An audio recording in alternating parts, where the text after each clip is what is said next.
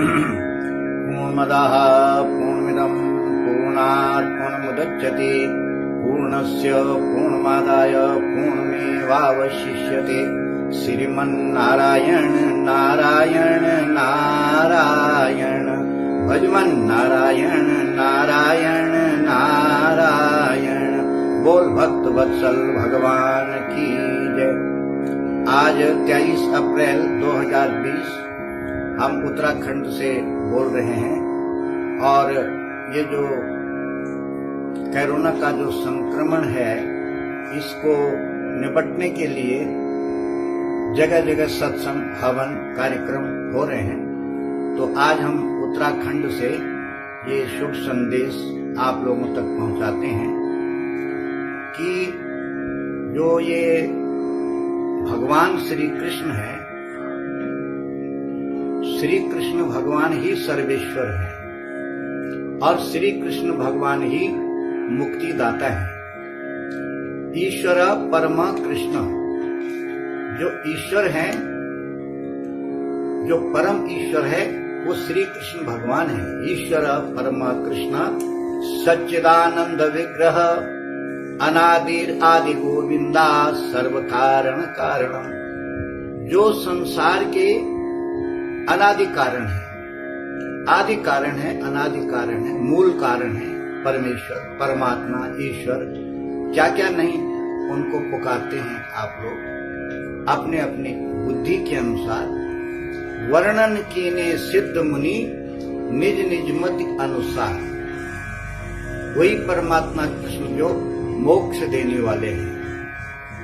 इस लोक से लेकर के और ब्रह्मलोक तक के जितने भी सुख हैं ये सब पुनरावर्ती हैं, माने नष्ट होने वाले हैं।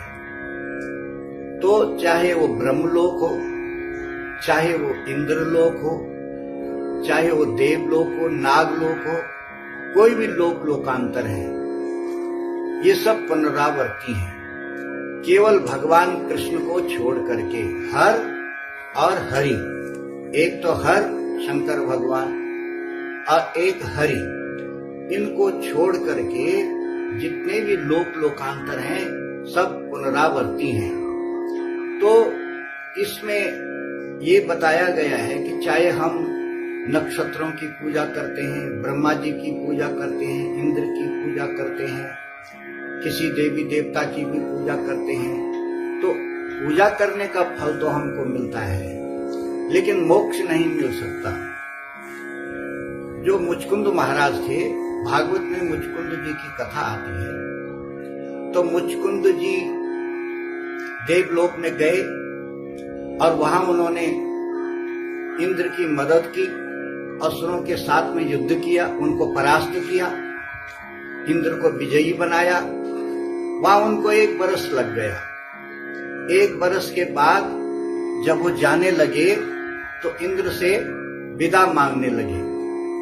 तो इंद्र ने कहा कि महाराज आप कहाँ जा रहे हो? भूमंडल पर आपका तो कुछ भी नहीं है, क्योंकि काल क्रम से सब नष्ट हो गया है। तो मुचकुंद महाराज ने कहा मुझे आप मुक्ति दे दो। इंद्र देवता ने कहा मैं आपको सब कुछ दे सकता हूं, कुछ भी मांग लो आप, लेकिन मैं आपको मोक्ष नहीं दे सकता, क्योंकि मुक्ति देना मेरे अधिकार में नहीं है। मुक्ति तो केवल श्री कृष्ण भगवान ही दे सकते हैं, मैं आपको मुक्ति नहीं दे सकता। और जो कुछ भी आप मांगो। तब उन्होंने ये वरदान मांगा कि मुझे बहुत नींद आ रही है, बहुत समय से मैं सोया नहीं हूं, इसलिए मैं सोना चाहता हूं। तो मुचकुंद जी को भगवान कृष्ण ने कहा कि जाओ आप गंधमादन पर्वत में सो जाओ और जो आपको जगाएगा, आपकी नींद भंग करेगा, आपकी दृष्टि से वो भस्म हो जाएगा। तो वहीं काल यवन जब वहां पहुंचा भगवान कृष्ण के साथ, तो काल यवन वहीं भस्म हुआ। तो कहने का मतलब ये है जब काल यवन भस्म हो गया तो मुचकुंद जी को भगवान श्री कृष्ण का दर्शन हुआ। तो भगवान कृष्ण ने कहा कि मुचकुंद जी आपने बहुत बहुत बड़े बड़े धर्म के कार्य किए हैं, इंद्र की भी मदद की है, राज्य प्रशासन भी बहुत अच्छा चलाया है, लेकिन अभी आप मोक्ष के अधिकारी नहीं बने। इसलिए आप बद्रिकाश्रम में तपस्या करो और उसके बाद आपको मुक्ति मिलेगी। तो इतना धर्म करने के बाद, इतना कर्म करने के बाद भी मुचकुंद जी को अभी मुक्ति नहीं मिली थी। अब भगवान कृष्ण ने कहा कि तुम बद्रिकाश्रम में जाओ, वहां तपस्या करो और तप करने के बाद तब तुमको मोक्ष मिलेगा। तो मुचकुंद जी बद्रिकाश्रम में गए और वहां उन्होंने तप किया।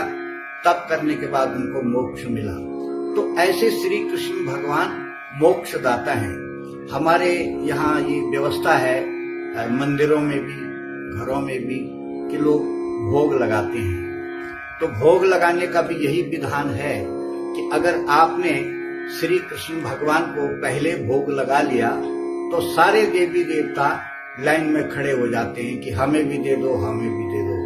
लेकिन किसी दूसरे देवी देवता को आपने अगर भोग लगाया तो उसको फिर कृष्ण भगवान को भोग नहीं लगाना, क्योंकि वो भगवान कृष्ण को भोग लगाने का कोई लाभ नहीं है, वो झूठा हो जाता है।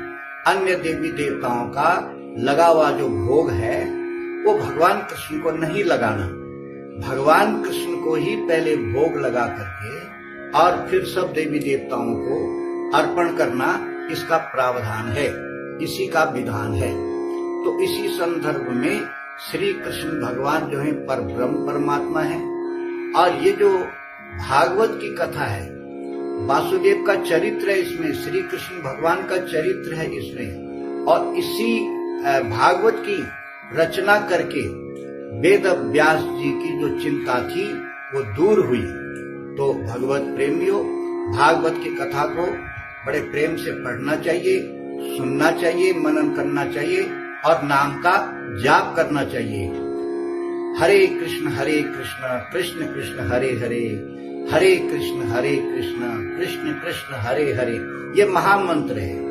इसको आप कागज में लिखिए, बार बार कापी में लिखते रहिए, जाप करते रहिए। इसी मंत्र से आपके सारे काम होंगे।